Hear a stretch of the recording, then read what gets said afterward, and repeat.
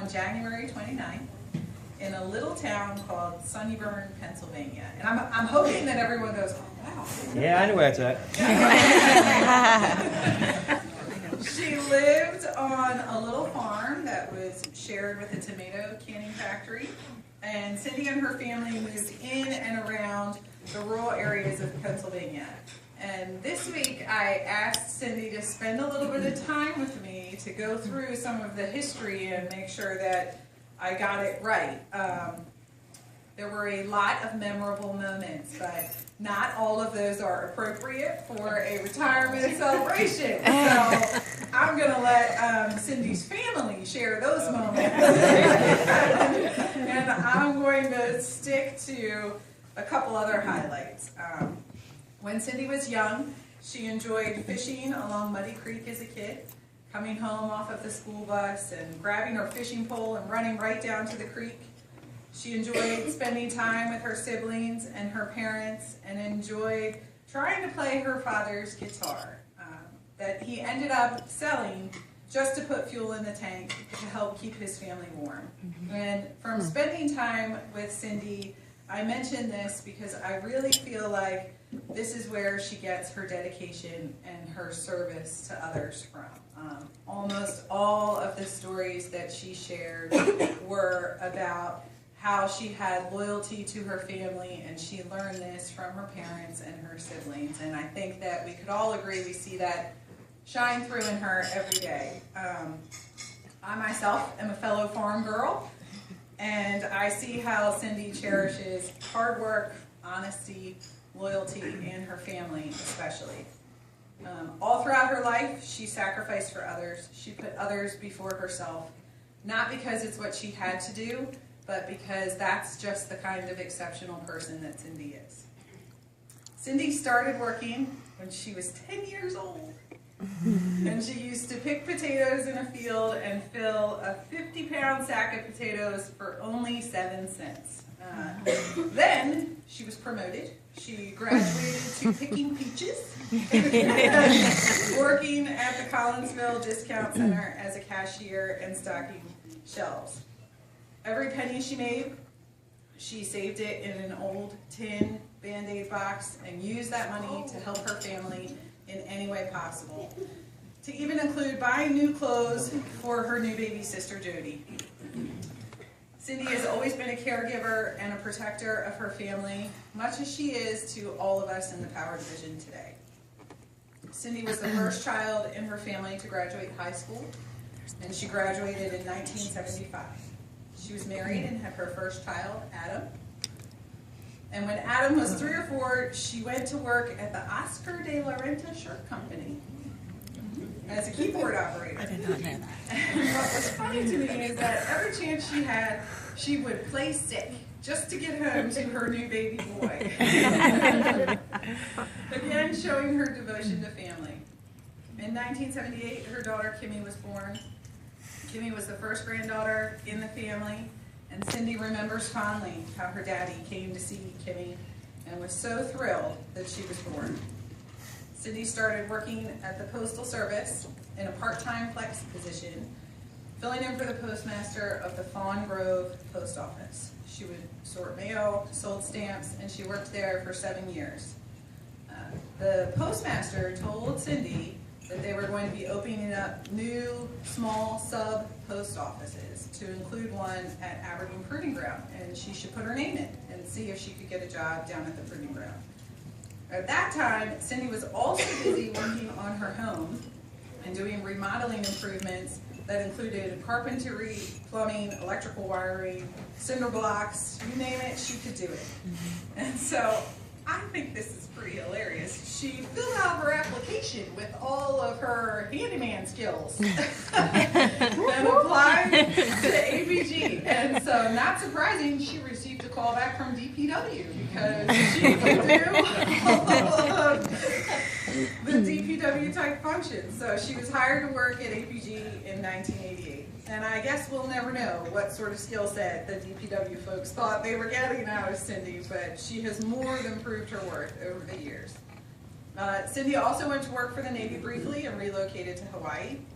But she knew that wasn't the place for her, and she returned to the mainland and APG with new baby Leilani. She was fortunate enough to be able to reach out to her friend Harold Whitaker and have his support in bringing her back to work at APG in the middle of a hiring freeze with a special exception from the community general. I'm sorry.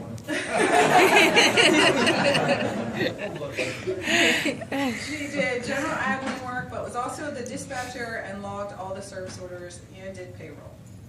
She stayed at DPW until she went to work for the Public Health Command in disease and injury control. She put packets together for the nurses who went to different hospitals and all of the reference material.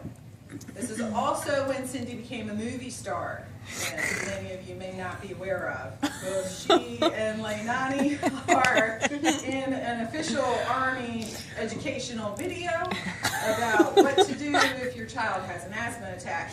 And so, Leilani and Cindy shot the movie at APG, and they went down to the hospital at Fort Meade and educated everyone about what to do and where to go and the resources that are available.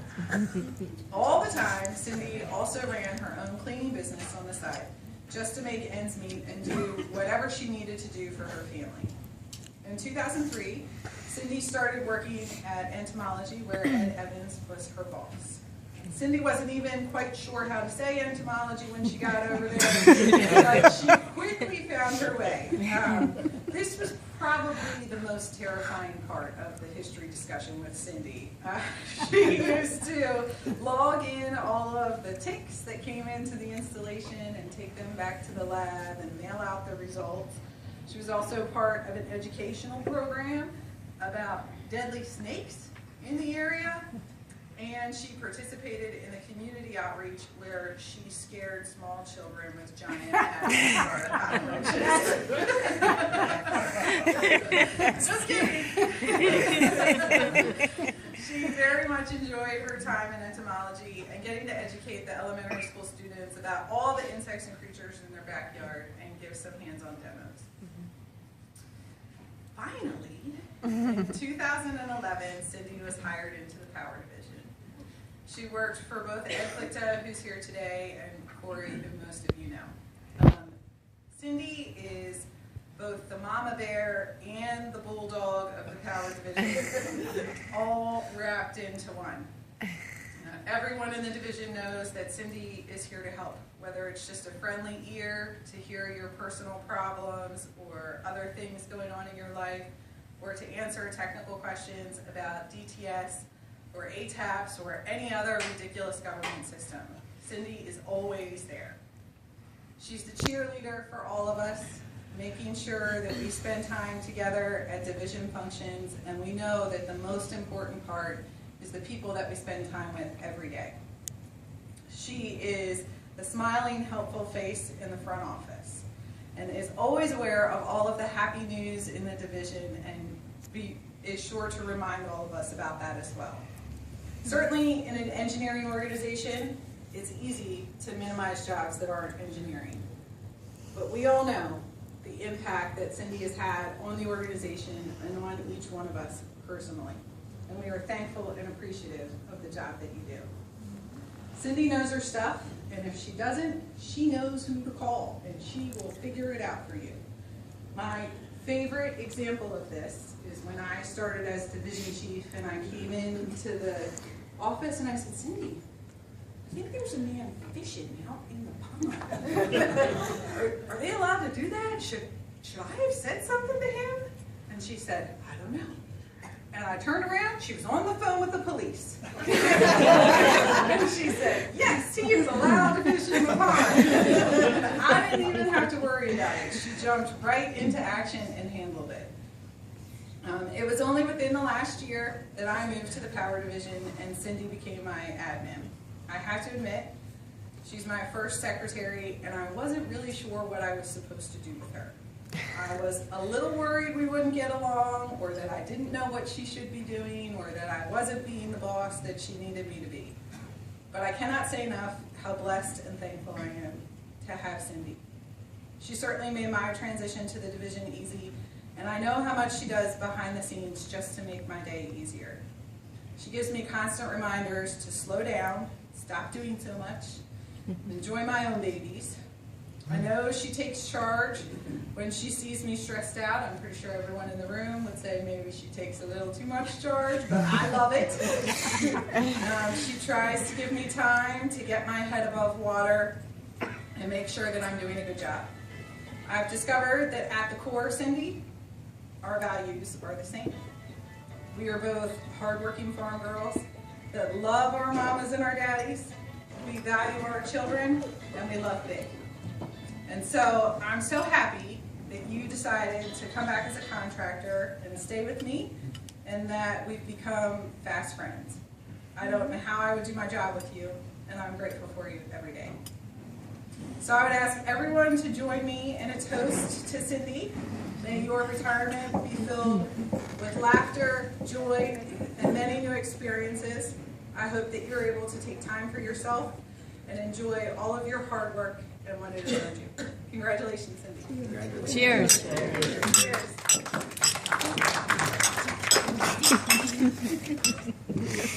Good job, Cindy. Okay. So now, I was going to do the awards, but I feel like maybe I'll let Inviting me, a wonderful meal, and wonderful people around here. Cindy talks highly of the organization all the time whenever I'm around her. Unfortunately, we don't see each other as much as we probably should. She lives a little bit farther away from me, and with my life and family and things like that, everybody knows how it separates. But we did grow up together, and I do have a story or two to tell you.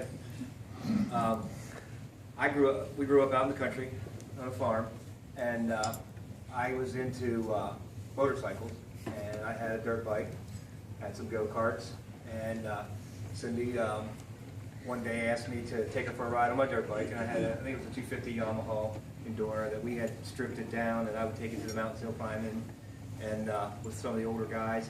And she wanted to go for a ride, so I said, well, I'll take you for a ride, but we're going to do a little climbing while we're out. And she said, well, that's fine. She didn't care.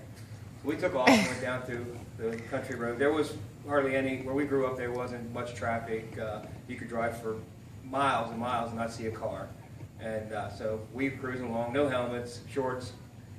I probably didn't have a shirt on.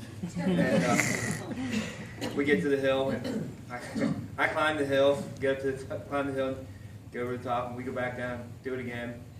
And Cindy wanted to try it.